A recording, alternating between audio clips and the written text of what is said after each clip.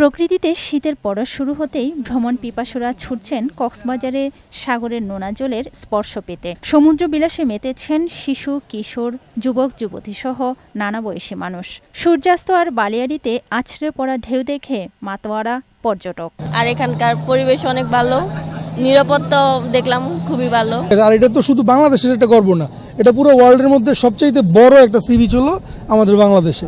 পরিবার নিয়ে আসার মতো একটা জায়গা অবশ্যই। শুধু সৈকত নয়, হিমছড়ি ঝর্ণা, দরিয়ানগর, ইনানি সহ অন্যান্য পর্যটন স্পটও ভ্রমণ পিপাসুদের পদচারণায় মুখরিত। রাতের যে একটা নিস্তব্ধ পরিবেশে সাগরের ঢেউর যে গর্জন, সেই গর্জনটা উপলব্ধি করার জন্য আমি এই রাতের সৌন্দর্য দেখার জন্য এখন এসেছি। তো রাত যতই গভীর হয় ততই কিন্তু সমুদ্রের ডাক ভালো লাগে।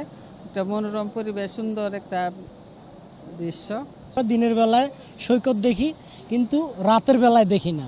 রাতের বেলায় সত্যি উপভোগ্য একটা জায়গা সমুদ্র সৈকতটা। এদিকে সৈকতে পর্যটকদের নিরাপত্তায় নেওয়া হয়েছে বিশেষ ব্যবস্থা। সাগরে নামার ক্ষেত্রে লাইফগার্ডের নির্দেশনা মেনে চলার আহ্বান জানিয়েছেন এই কর্মী। যেমন কি বিগত 10 বছর থেকে আমাদের কোনো অত্যাধুনিক কোনো ইকুইপমেন্ট না থাকার কারণে অনেক সময় আমরা যখন রেস্কিউ করতে যাই, একজন মানুষকে উদ্ধার করতে যাই, তখন আমাদের হিমচিম খাওয়া লাগে, অনেক সময় আমরা ঝুঁকিতে পড়ি।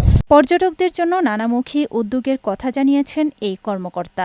আমরা আশা করছি এগুলা যদি নির্মাণ প্রক্রিয়াটা শেষ হয়ে যায়, তাহলে দেশ বিদেশে অনেক পর্যটক হিমছড়িতে আসতে পারবে। একজন পর্যটক হিমছড়ি পাহাড়ে উঠেই সবকিছু একসাথে অবলম্বন করতে পারবে। আগামী মার্চ পর্যন্ত চলবে পর্যটন মৌসুম, ফলে চলতি মাসের শেষ দিকে পুরোদমে জমে উঠবে পর্যটন নগরী কক্সবাজার, এমনটাই মনে করছেন সংশ্লিষ্টরা। আফরোজা সুলতানা, বৈশাখী সংবাদ।